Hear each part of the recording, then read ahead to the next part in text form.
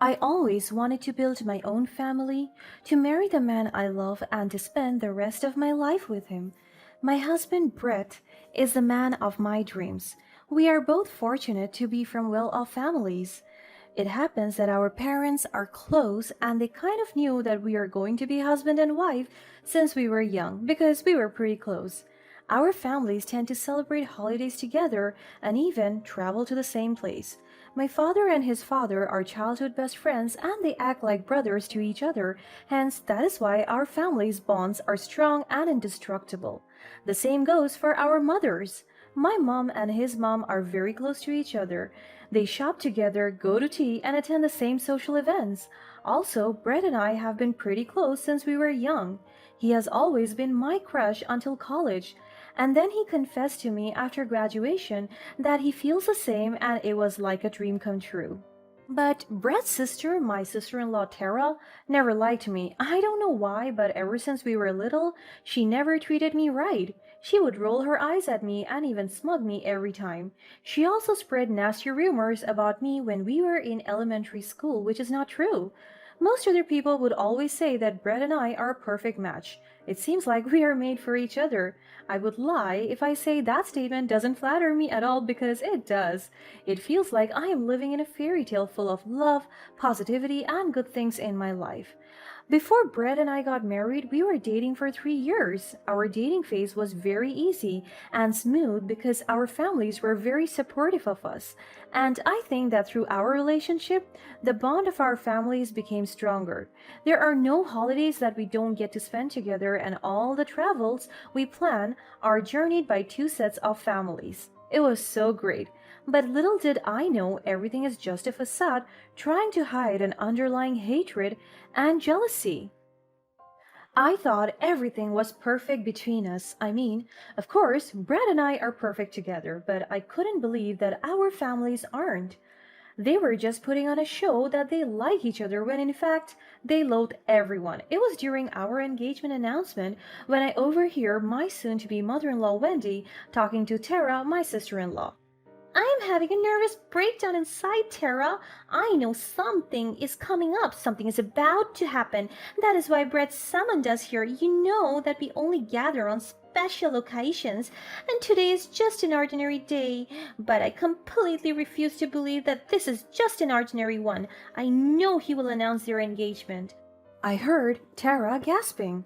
No way! I don't like her. I told you that she's mean, she's a fake.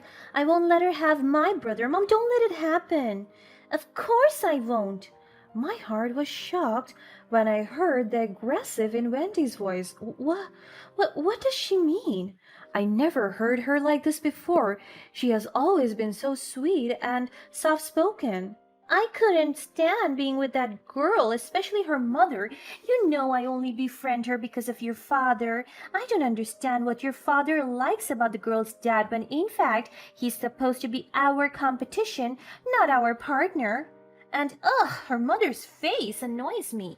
The way she talks and dresses, it's so annoying. She's like a queen bee that doesn't have a crown. She's a try-hard low queen. I hate them so much. Tara stomped her feet out of frustration. Me too, Mom. I can't stand their fake smiles. I want them out of our life. My eyes widened as I heard them talking bad about my family. My mother and father have always been good, loyal, and generous to them. Not an inch of disgust nor dislike was shown to them, and that is the truth. We are not fake. I genuinely like them, especially Brad's parents, and even though Tara hates me, I still believe that one day she will grow to like me. But now I realized everything. They are the fake ones. I was about to leave when I heard Wendy talking again. Don't worry, dearest. They won't get Brad away from us. If ever they were to marry, we will make that girl's life miserable. My heart was pounding like crazy and my hands were shaking as well. This can't be happening. I ran as fast as I could. I wanted to tell Brad everything that I heard, but I'm afraid that he won't believe me and that he will take it the wrong way because I don't have evidence. So I stayed silent. And on that night, my life started to go downhill. I wasn't oblivious to their fake acts anymore. And before, we dive even deeper, I am Chelsea, a woman whose life was thrown into turmoil when my in laws controlled my life and mistreated me. I had them right before Brad and I sealed our fate at the altar.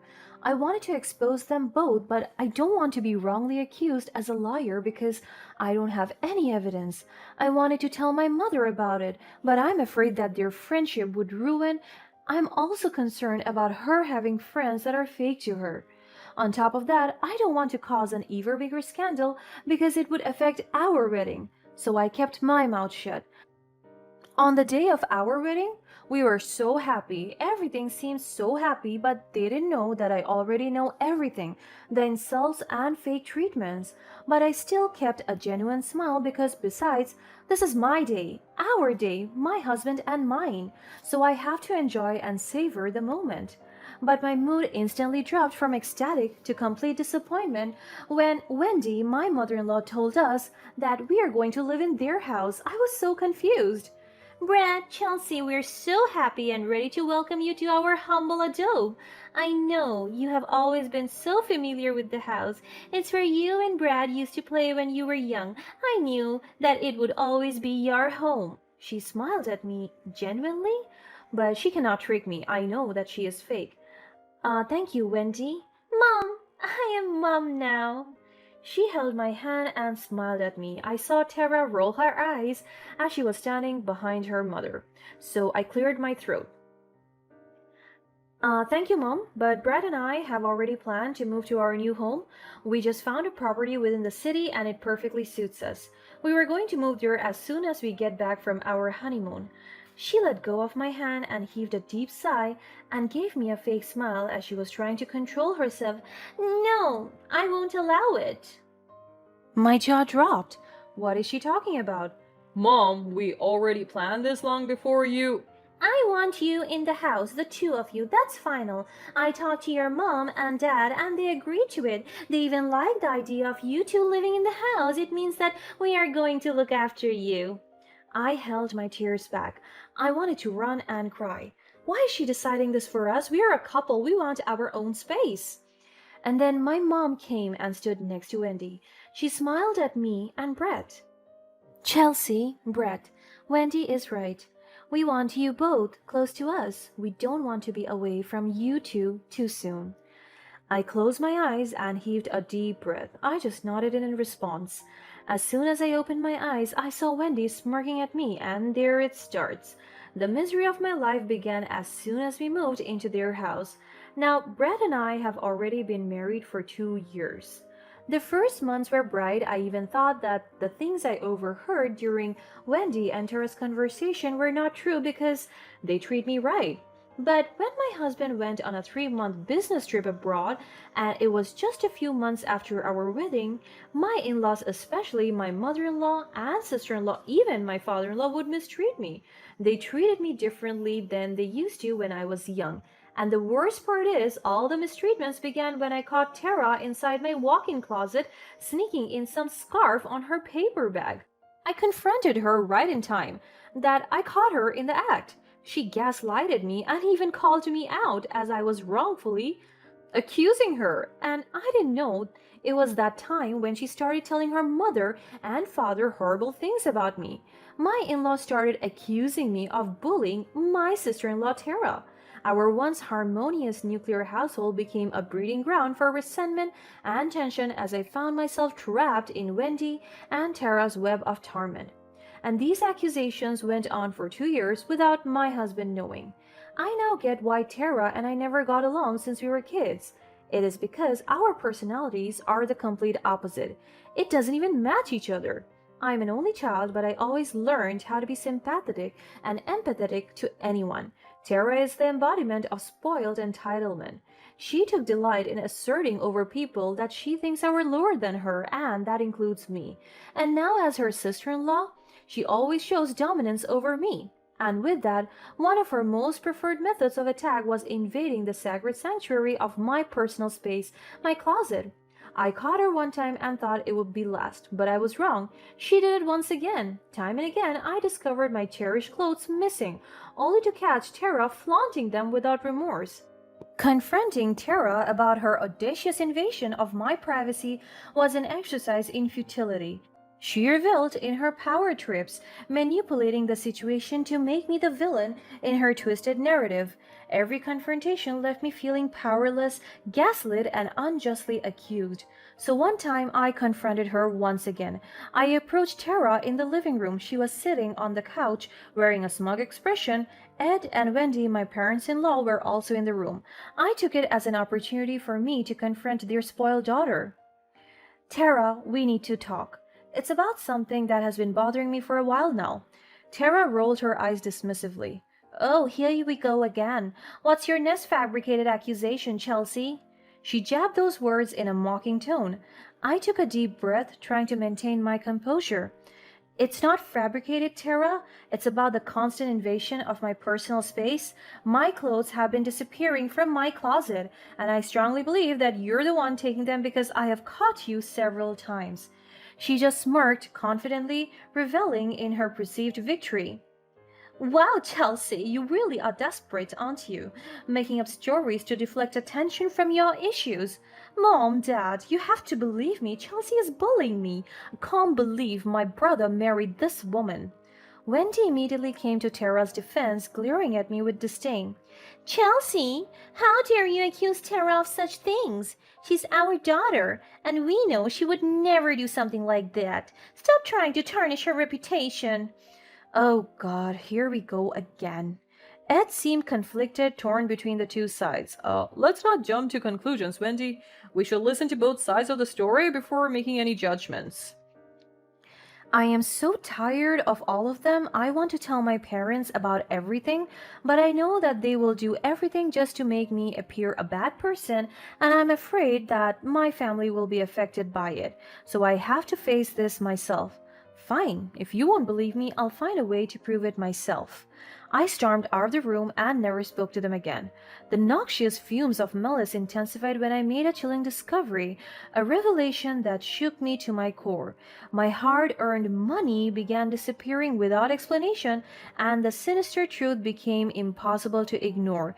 Tara, my tormentor, was also pilfering from my financial reserves. And on top of that, my parents reached out to me with concerns. They told me that our company is having problems, financial problems. Our sales were high, but they were shocked to discover that the money in the bank was stolen. They were in distress, and my father had a very big suspicion about the culprit. He told me that it was my in-laws because only his best friend, my father-in-law Ed, knows about the money inside the bank. So there is a possibility that it is him. And the three of us, my mom, dad, and I, are the only ones who have access to that bank account. And I kept the information of that bank inside a passbook that I hid in my walk-in closet. Wait a minute, Tara! She must have seen it. Her actions reached a new level of audacity as she crossed the line from invading my personal space to violating the sanctity of my finances, my family's business money. Driven by a fierce determination to expose Tara's true nature and put an end to her reign of terror, I devised a meticulously crafted plan. With meticulous precision, I arranged marked bills, their presence unbeknownst to Tara, in a concealed enclave, poised to ensnare her in the treacherous trap she had set for me. I deposited $1,000 in the business bank account. Later that day, I made sure that Tara could hear my fake phone call, and as soon as I got the perfect opportunity, I pretended that I was calling on someone. Hey, yes, I have the money. It's in my family business bank account. It's $1,000. Yes, I'll send it to you later. Thank you. It was nice doing business with you. I ended the fake call and made sure that she heard it. I also put a tracker on my phone. It will track unnecessary, unverified logins from other devices onto my bank account. And then in just 3 minutes, I saw that my tracker detected an unwanted activity from a phone. Tara's phone. She accessed the bank account. In short, she has it logged in her phone. And I was right. She withdraws the $1,000. This is proof. I have an ample amount of proof against Tara, but I waited for her to commit the most horrendous act, and she did. Now it's payback time. I screenshot everything and save it. It was time to reveal the depths of her malevolence and confront her with irrefutable evidence. I waited for the right opportunity to reveal everything. Another incident happened and the same routine. The room crackled with an electric tension as accusations flew directed squarely at me. My parents-in-law Ed and Wendy staunchly defended Tara, casting doubt upon my character and leaving me feeling isolated and betrayed. But this time I stood my ground firmly, like a solitary warrior determined to reclaim my honor and restore justice. I dropped the compilation of evidence onto the floor. Here, look at these photos. They were taken with a hidden camera I installed in my closet. They clearly showed Tara going through my clothes without permission. You didn't know that, right? Of course you didn't. I'm not dumb. I know how you guys do the dirty work, but wait, there's more. Look at these screenshots. This is evidence that Tara has been stealing my family business money. I handed the photos to Ed, the most reasonable one, and then he examined them closely, while Wendy glanced at them reluctantly. These photos, they're undeniable proof, Wendy. Tara has been taking Chelsea's clothes all along and stealing from their business finances? Wendy's expression shifts from disbelief to guilt. This is not true. Wendy stammered, unable to come up with an excuse. I didn't think it was a big deal. I just wanted to borrow some clothes without asking, and the money was tempting. I thought you would be the one to be blamed instead. My heart sank further, realizing that even with evidence, they are still so self-serving. Well, Chelsea, I suppose you got what you wanted, but this doesn't change the fact that you've been stirring up unnecessary drama and falsely accusing our daughter. My eyes welled up with tears, feeling helpless and misunderstood. I didn't want this, Wendy. I just wanted the truth to be known. I'm sorry if it seemed like I was causing drama, but I had no other way to protect myself. Ed stepped forward, placing a comforting hand on my shoulders.